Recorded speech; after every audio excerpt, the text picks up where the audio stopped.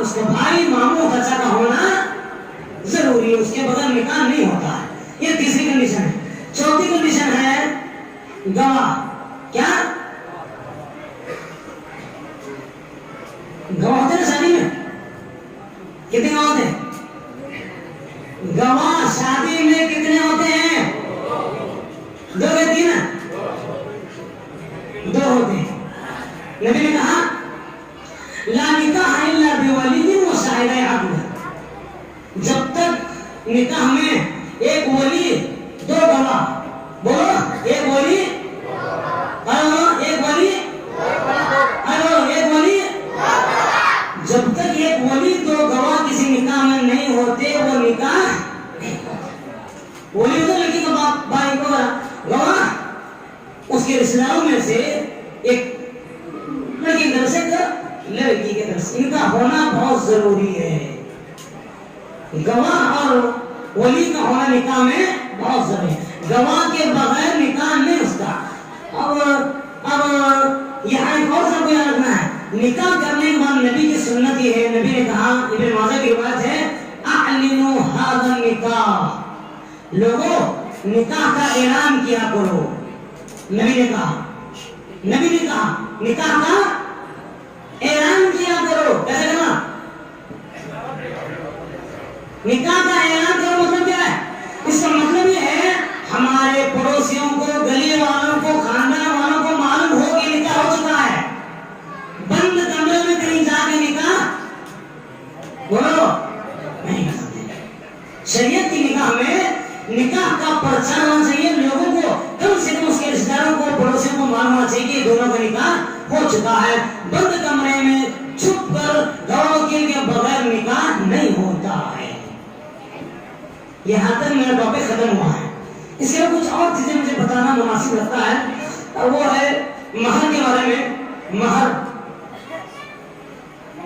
بولتے کیا ہے؟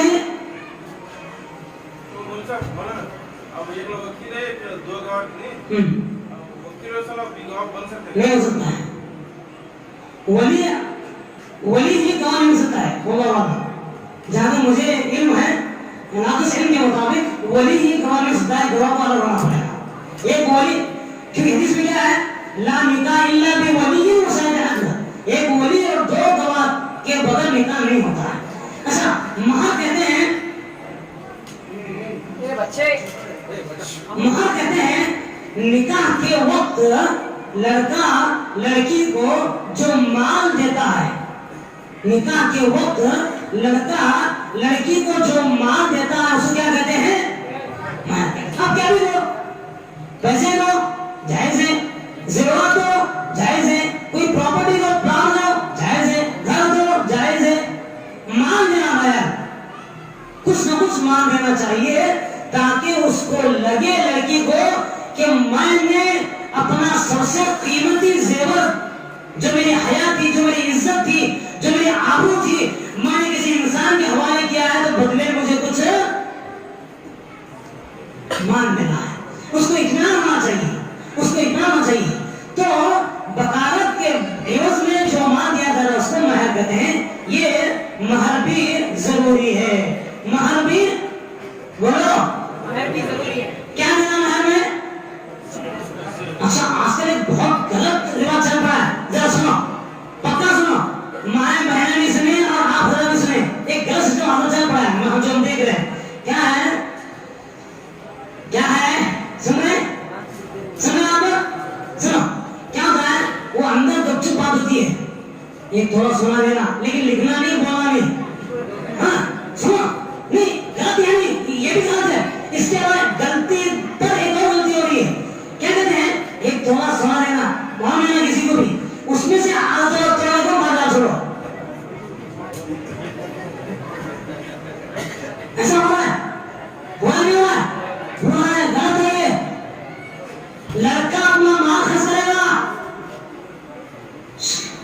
لڑکا اپنا مال خرچ کرے گا، جب تک وہ اپنا مال نہیں خرچ کرے نکاح نہیں ہوتا ہو. سمجھے؟ ایک عورت ہے نبی کے پاس، سنو ایسی مجلس بیٹھی ہوئی تھی، ایسی مجلس بیٹھی ہوئی تھی، ایک عورت آئی، ایک عورت آ کر نبی سے کہا اے اللہ کے نبی، سنو وہ عورت کیا کہتی ہے، اے اللہ کے نبی میں آپ سے نکاح کرنا چاہتی ہوں. عورت کس کو بولی؟ نبی صلی اللہ علیہ وسلم بولی. غنی محبوب کی بات ہے، اے اللہ کے رسول صلی اللہ علیہ وسلم میں آپ سے نکاح کرنا چاہتی ہوں. نبی کریم صلی اللہ علیہ وسلم خاموش بیٹھے، نبی کریم صلی اللہ علیہ وسلم خاموش بیٹھے. خاموش بیٹھنے کا مطلب آپ اس سے راضی نہیں تھی، آپ نکاح کا ارادہ نہیں تھا. صحابہ کو معلوم ہو گیا کہ نبی کا ارادہ نکاح کا نہیں ہے. ایک صحابی کھڑے ہوئے، اللہ نبی اس عورت سے میرا نکاح کرا دو. ایک دوسرے صحابی کھڑے ہوئے، کہا کہ اللہ نبی اس عورت سے میرا نکاح کرا دیجیے. نبی نے کہا ٹھیک ہے میں کراتا ہوں. کیا ہے تمہارے پاس؟ مہر دینے کے لیے تمہارے پاس کیا ہے؟ آگے کیا بھی نہیں ہے. اللہ نبی کیا کہا؟ کیا بھی نہیں. کہا التمس ورقات من حدید، جاؤ گھر میں تلاش کرو ایک لوہے کی سے انگوٹھی ملتی لے آؤ. ایک لوہے کی ہی صحیح انگوٹھی ملتی ہے تو لے کے آؤ، اس انگوٹھی کے بدلے میں تمہارا نکاح کرا دیتا ہوں. آنکھوں میں آنسو آنے کا واقعہ ہے. صحابی جاتے ہیں، تلاش کرتے ہیں، پورا تلاش کرنے کے بعد ایک انگوٹھی ملتی ہے لوہے کی. کتنی غربت تھی ان کی، کتنی خستہ حالی میں زندگی گزارتے تھے، اتنے غریب تھے، مہر میں دینے کے لیے لوہے کی انگوٹھی نہیں ملتی تھی ان کو. اللہ اکبر. سمجھ رہے؟ لیکن انہوں نے نکاح کا ارادہ کر لیا. نبی نے کہا دیکھو کچھ تو ملتا ہے. کہا کہ اللہ نبی میں اتنا نادان ہوں، میں اتنا کمزور ہوں، میں اتنا خستہ حال ہوں کہ میرے پاس کچھ نہیں ہے. تو نبی نے کہا اچھا ٹھیک ہے، تمہیں کچھ قرآن یاد ہے کیا؟ کیا کہا؟ تمہیں کچھ قرآن یاد ہے کیا؟ ہاں نبی مجھے فلاں سورہ یاد ہے، فلاں سورہ یاد ہے.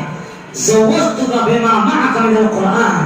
نبی نے کہا جو سورے تمہیں یاد ہیں وہ سورے تم اس لڑکی کو سکھاؤ، وہی تمہارا مہر ہے. سبحان اللہ. جو قرآن تمہیں یاد ہے وہ قرآن تم تمہارے بیوی کو سکھلاؤ، تم نے مہر ادا کر دیا تو اس کا نکاح ہو گیا. یہاں مہر میں کیا دیا گیا؟ قرآن. کیا دیا گیا؟ قرآن دیا گیا. سمجھے؟ ایسے واقعات بھی صحابہ کی زندگی میں گزرے ہیں. سبحان اللہ العظیم. تو کہنا کیا چاہ رہا ہوں، مہر کچھ نہ کچھ تعین کرنا ضروری ہے. یہاں ایک اور بات بولنا مناسب لگتا ہے مجھے، وہ یہ مہر تو کیا آپ دینا چاہتے ہیں بولنا، یا تو آپ نقد دو یا ادھار دو، دونوں جائز ہے اسلام میں. تعجیل یا تو جب دے دو نکاح کے وقت میں، یہ بھی جائز ہے. یا آپ بعد میں دینا چاہتے ہیں تو یہ بھی جائز ہے. لیکن دونوں میں بہتر اور افضل اور زیادہ فائدہ مند کیا ہے؟ جب بجٹ دیا جائے. پہلے زمانہ میں لکھا دیتے تمہارا مہر کیا لکھو جی 500 ہے، وہ مر جاتا مہر نہیں دیتا بیوی کو. ہاں ہمارے دادا پڑھانا کے زمانے ایسے ہوتا تھا. آپ کو معلوم ہے شاید ابھی یہاں کچھ بزرگ حضرات ہیں، ان میں بھی کچھ شاید ایسے ہوگی جو لکھا ہے یا تو کہہ دیا ہے دے دو بھائیو. بزرگ حضرات سے گزارش ہے اگر آپ نے مہر لکھایا ہے لیکن دیا نہیں ہے تو دے دو، ایک آپ کی ذمہ داری ہے. ایک صحابی جن کا انتقال قریب تھا، مرنے کے قریب تھے، زندگی ہو گئی تھی لیکن اب تک مہر نہیں دیے تھے. پوری زندگی گزارنی ہے، اب اور کی بات ہے، پوری زندگی ہو گئی لیکن مہر نہیں دیے تھے. قریب مرنے قریب ان کو لگا کہ میں نے مہر نہیں دیا ہے. خیبر میں ان کے پلاٹ تھا، کچھ زمین تھی، اپنے لوگوں کو بلایا، اپنے اقربا کو کہا کہ خیبر میں میری ایک زمین ہے، وہ زمین میں نے میری بیوی کو مہر نہیں دیا ہے، وہ زمین میری بیوی کو دے دو. مہر کب دیے؟ مرنے کے وقت دیے. اس سے پتہ چلتا ہے کہ اگر ضرورت نہیں ہے تو مہر کی تعین کرنا چاہیے اور بعد میں دے تو بھی چلے گا. لیکن قرآن کی آیت سے پتہ چلتا ہے کہ مہر جب کا جب دینا زیادہ بہتر ہے تاکہ ہماری ذمہ داری ہے. ہاں بولو بھائی ختم ہو جائے. کچھ باتیں ذہن میں رکھیے. مجھے لگتا ہے میں نے اپنا وقت ختم کر لیا ہے. جو باتیں اب مجھے بتانا مقصود تھا وہ میں نے بتا دیا ہے. ایک اور بات بولنا مناسب لگتا ہے, 1 منٹ بولتا ہوں میں. نکاح سنو, سن رہے ہیں؟ کون سن رہے ہیں؟ ہاتھ اٹھاؤ. اٹھا مکم بھائی, ہاتھ اٹھاؤ. ہاں ماشاء اللہ, ہاتھ اٹھا. کیوں میں آپ کو بول رہا ہوں, سنو. ٹھیک, ہاتھ نیچے کر دو. نکاح میں لڑکی کا کوئی دخل نہیں ہے. لڑکی کی طرف سے کوئی خرچ نہیں ہے اسلام میں. نکاح کرنا ہے لڑکے کو. وہ اپنے گھر والوں کو چھوڑ کر جس گھر میں وہ 15-20 سال تک پلی بڑی تربیت پائی, اپنے ماں باپ کو جو اس کی جان ہے ان کو چھوڑ کر آ رہی, یہی بہت بڑی بات ہے. آپ اس کو پھر لوٹ رہے ہیں, اس کے باپ کو پھر نچوڑ رہے, ایسا نچوڑ رہے کہ بیچارہ اپنی بیٹی کا شادی کا خرچہ سنبھالتے سنبھالتے وہ مر جاتا ہے. مجرم ہیں آپ لوگ, جرم ہے. اچھے دیندار لوگ پھنسے ہیں اس میں. آپ برا مانیں گے, بے عرض نہیں ہے. میں آپ کو اسلام کی اس پیغام باتیں پہنچا رہا ہوں. نکاح میں لڑکی کا کوئی خرچ نہیں ہے. مہر دینا ہے نا, لڑکی لڑکے کو دینا ہے, لڑکا لڑکی کو, لڑکا لڑکی کو دینا ہے, لڑکا لڑکی کو دینا ہے. خرچہ لڑکا سنبھالنا ہے. ولیمہ کرنا ہے, ولیمہ لڑکی کرنا کیا لڑکا کرنا ہے؟ ولیمے کا خرچ بھی لڑکا کرے گا. ہو گیا. یہ 2 ہیں تو شادی ہو جائے گی. ایک مہر, ایک ولیمہ. لڑکی کا کیا بھی دخل ہے. لڑکی شادی کے لیے بڑے بڑے دیگ چلانا ضروری ہے کیا؟ شادی کے لیے کھانا پکانا ضروری ہے؟ نہیں. ایک چائے پیے بغیر بھی نکاح ہو سکتا ہے. اسی مجلس میں چائے تو کسی کا نکاح کر سکتے ہیں.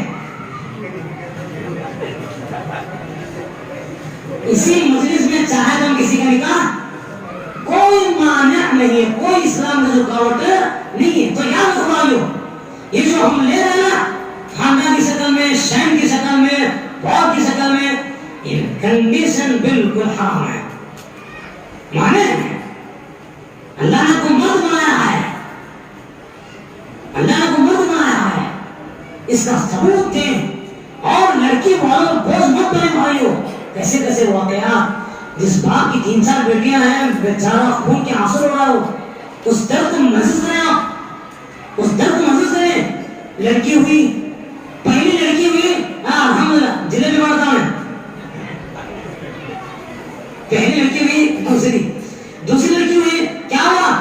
لڑکی ہوئی, ارے 2 لڑکیاں ہوئی. تیسری بھی لڑکی ہوئی, کیا لڑکی ہوئی؟ خلاص اس بہو کا سسرال میں جینا حرام ہو جائے گا.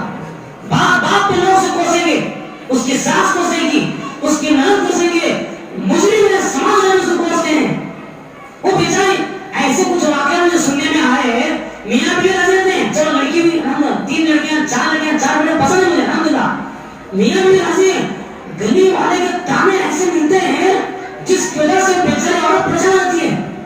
کیوں سماج میں آپ کے ظاہر ہو رہا؟ ہمت دو اس کو, جس کی 3-4 لڑکیاں, اس کو ہمت دو, اس کو معاف دو. اللہ نے اس کے جنت کو آسان کیا ہے. جنت آسان اس کے لیے رکھو. جس کی بیٹیاں زیادہ ہیں, ان بیٹوں کو پالنے میں اس کو تکلیف ہوتی ہے, مصیبت آتی ہے, وہ پریشانی کو برداشت کرتا ہے. نبی نے کہا جس کی 2 لڑکیاں ہوں, صرف 2 نام ہے حدیث میں, جس کی من علی جاریتین, جس کی 2 لڑکیاں ہو, ان 2 لڑکیوں کو پالتا ہے, پوستا ہے, صحیح تربیت کرتا ہے, ان کی عزت و آبرو کی حفاظت کرتا ہے, نیک جوڑا دے کے شادی کراتا ہے, جنت میں وہ اور میں ایسے رہیں گے. کیسے؟